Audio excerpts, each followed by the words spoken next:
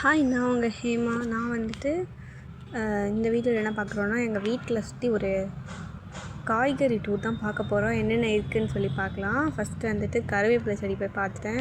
2 நாள் பெஞ்ச மழையில் எப்படி வந்து சூப்பராக வளர்ந்துருக்கு பாருங்கள். அது அப்படியே கொத்து கொத்தாக பூத்த மாதிரி அவ்வளோ செடி வந்து வளர்ந்துருக்கு. ஸோ அதெல்லாம் பார்த்துட்டு அப்படியே வாழை மரத்தில் பார்த்தா நல்லா வந்து நிறைய இலை விட்டுருக்கு. ஸோ அதையும் வந்து கட் பண்ணி எடுத்துக்கலாம் அப்படின்னு சொல்லிட்டு பார்த்துட்டு, அதுக்கப்புறம் பார்த்தா லெமன் நிறைய வந்து காய்ச்சிருந்தது. அந்த லெமனெல்லாம் பார்த்ததுக்கப்புறமா அது ரொம்ப க்யூட்டாக இருந்துச்சு. ஸோ அதெல்லாம் பார்த்துட்டு அதோட பார்த்தோன்னா அந்த புளிய மரத்தில் நிறைய புளியங்காய் வந்து அவ்வளோ புளி காய்ச்சிருக்கு. பேஞ்ச மழையில் கொஞ்சம் கொஞ்சம் வந்துட்டு வீணாகிடுச்சு. ஸோ அதெல்லாம் ரிமூவ் பண்ணிவிட்டு எடுக்கணும்.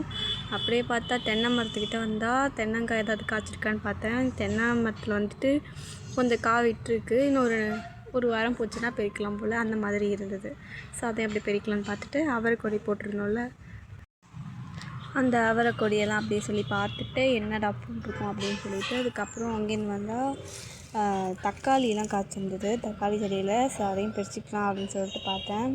நல்லா தான் பழுத்திருந்தது. மேலே மட்டும் கொஞ்சம் காயாக இருந்தது. ஸோ ஒரு நாள் விட்டு பறிச்சிக்கலாம்னு சொல்லிட்டு அப்புறம் விட்டுட்டேன். அப்புறம் வந்து பார்த்தோன்னா நிறையா செடியெல்லாம் போட்டிருந்தோம் இல்லையா. ஸோ இதெல்லாம் வந்துட்டு பூத்திருந்தது. மிளகா செடி இது வந்து நார்மல் மிளகாய் கிடையாது, காந்தாரி மிளகாய். ரொம்ப வந்துட்டு காஸ்ட்லி அண்ட் வந்து ரொம்ப காரமும் கூட. ரொம்ப காரமாகவும் இருக்கும். குண்டூர் மிளகாய் சொல்லுவாங்களே, அந்த மாதிரி ஒரு காரத்தை கொடுக்கறது இது. ஸோ அது வந்து எப்படியும் வாங்கி வந்து வச்சது நிறையா வளர்ந்து நிறைய வந்து வந்துடுச்சு. ஸோ அதுதான் இந்த காய் நிறைய விட்டுருக்கேன் பாருங்கள்.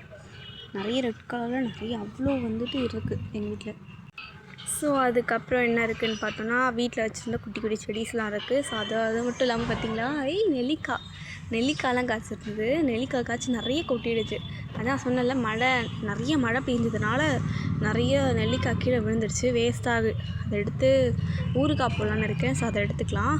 அதுக்கப்புறம் வந்து குட்டி குட்டி செடிஸ்லாம் வச்சுருக்கேன்.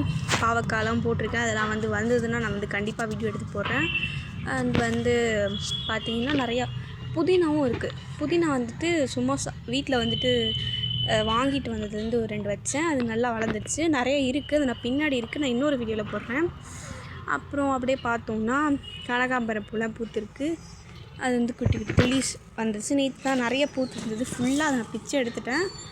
திரும்பி வந்தால் தான் நான் வந்து வரும்போது கண்டிப்பாக வீடியோ போடுறேன். அண்டு வந்துட்டு பார்த்திங்கன்னா அவ்வளோ பூக்கும் அந்த செடி. அது வந்து அப்போல்லாம் ஃபேவரட்டாக இருந்தது. இப்போல்லாம் அந்தளவுக்கு அதை யாரும் வந்துட்டு அந்தளவுக்கு லைக் பண்ணுறதில்ல. அண்ட் அதுக்கப்புறம் பார்த்திங்கன்னா மிளகா வந்து என்னடா எல்லாம் மிளகாவே காட்டினேன்னு நினைக்காதீங்க, அவ்வளோ மிளகா செடி இருக்குது. ஸோ இந்த க்ரீன் சில்லி இது சின்னதாக இருக்குது. அது இன்னும் பெருசாக வளரும். இது வந்து நார்மலாக வச்சுருக்க ஹைப்ரிட் வெரைட்டி தான். அதுக்கப்புறம் வந்து குண்டு மல்லி நல்லா மழை தண்ணியெலாம் பட்டு நிறைய புது துளிர்லாம் வந்துட்டு வருது. எவ்வளோ இருக்குது பாருங்கள். பூவெலாம் நம்ம குண்டு குண்டாக பூக்கும்.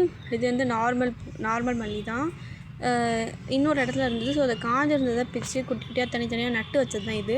அதில் இவ்வளோ வந்து சூப்பரான நமக்கு செடி வந்து வளரும்னு எக்ஸ்பெக்ட் பண்ணவே இல்லை. அவ்வளோ சூப்பராக வந்துட்டு நிறைய வளர்ந்துருக்கு. அண்ட் வந்து பார்த்திங்கன்னா கருவேப்பிலையும் அந்த குட்டி குட்டியாக வச்சுருக்கேன் பாருங்கள்.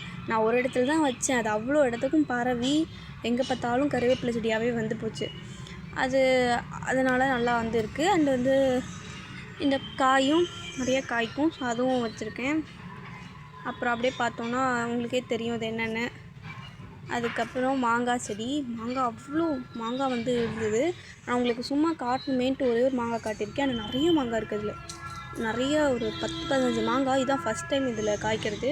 அவ்வளோ மாங்காய் காய்ச்சிருந்தது. அவ்வளோ வாசனையாகவே இருக்குது. அந்த பக்கம் போனாலே அப்படி இருக்குது. ஆளை தூக்குற அளவுக்கு அவ்வளோ வாசனையாக இருந்தது. அப்புறம் பப்பாளி காயை கொஞ்சம் காய்ச்சிருக்கு. அது இன்னும் ஒரு வாரம் ஆகும் அது நல்லா வந்து எடுக்கிறதுக்கு, பழமாகிறதுக்கு. அது அவ்வளோ பெனிஃபிட் இருக்குது. அது சாப்பிட்றதுல அவ்வளோ நல்லது இருக்குது. அண்ட் அதுக்கப்புறம் பார்த்திங்கன்னா அந்த எல்லா செடியுமே காமனாக மேலே காட்டியிருக்கேன். இது வந்து எலுமிச்சைப்பழம் செடி. எலுமிச்சைப்பழம் அவ்வளோ இது வச்சுருக்கேன். அதுவும் அவ்வளோ அதிகமாக வந்துட்டு வளர்ந்துருக்கு. இது வந்துட்டு அப்புறம் எல்லோரும் வந்து குழந்தைங்களுக்கு கொடுக்க வேண்டிய முக்கியமான பொருள் என்னென்னா வல்லாரை. அந்த வல்லாரை தான் வச்சுருக்கேன். அந்த வெள்ளாரை ஒன்று தான் வச்சேன். ஆனால் எனக்கு நிறைய வந்துட்டு எங்கே பார்த்தாலும் போயிடுச்சு. அவ்வளோ நல்லது. கண்டிப்பாக உங்கள் வீட்லேயும் வளங்க. தேங்க்ஸ்.